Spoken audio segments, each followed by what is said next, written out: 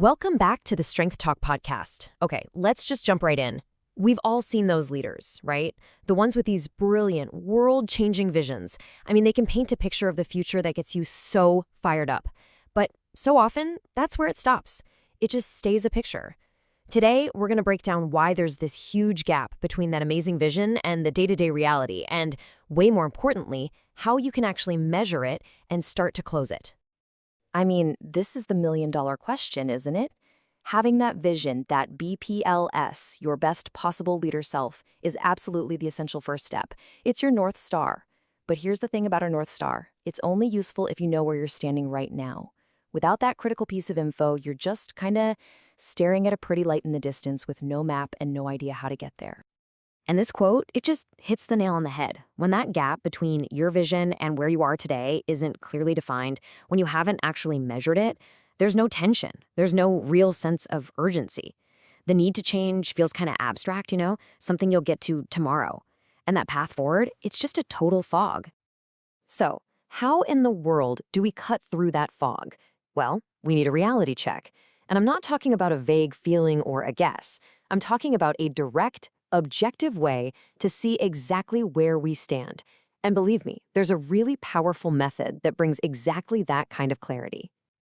This is where a tool from Positive Psychology Coaching, or PPC, comes into play. Now, don't get bogged down by the name. Seriously, think of it less like some complex theory and more like a precision instrument. It's a way for you as a leader to get immediate, objective, and, this is key, quantitative feedback on how you're actually doing. And the heart of this whole thing is this super simple but incredibly powerful scale. We're going to rate our alignment with our vision on a scale from 0, which means not at all the way up to 10, which means extremely. Look, this isn't about judging yourself, it's just about getting data. It's about creating a clear, honest starting point. And here's where it all clicks.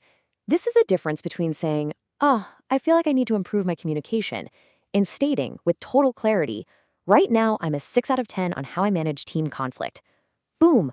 That hard number instantly creates focus. It tells you exactly where you need to point your energy.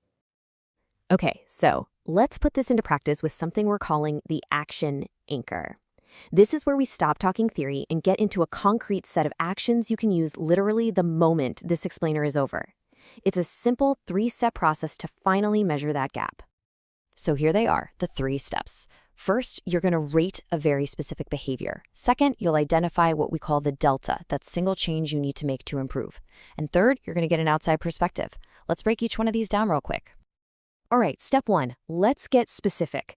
Don't just rate leadership in general. That's way too vague. Pick a high-impact behavior. For this exercise, let's use conflict management.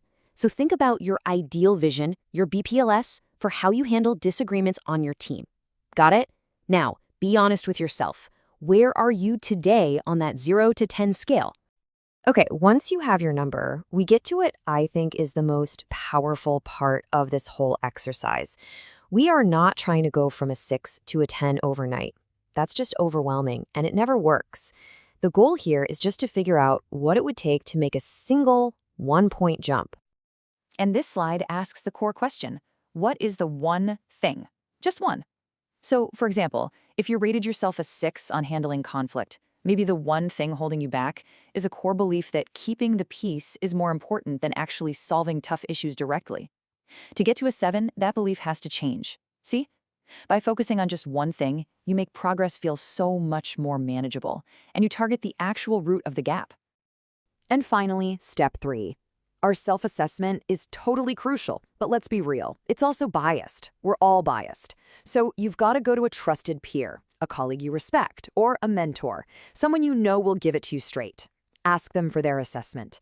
How closely do they see your actions aligning with the vision you've laid out? This external data point is absolutely invaluable for a true reality check. So, you've rated yourself, you've thought about that 1-point jump, and hopefully you've got a plan to seek some feedback. Let's wrap this all up with one final challenging thought I want you to take with you. Just think about that for a second. Forget the 1-point jump for a minute. What is the one single factor? Is it an internal belief, an external constraint, a skill you're missing? What is the final barrier standing between you and a perfect 10? If you can identify that, you've found the ultimate target for your leadership development. We're actually going to build on this idea in our very next explainer, where we're going to tackle the infamous knowing-doing gap. Why it's so ridiculously hard to do the things we already know we should be doing. I really hope you'll join us again for that one. But until then, just remember that the gap between your vision and your reality, it doesn't close on its own. It closes when you give it a number. When you figure out what it takes to change that number by just 1 point, and then you take that first purposeful step. Thanks for listening to Strength Talk.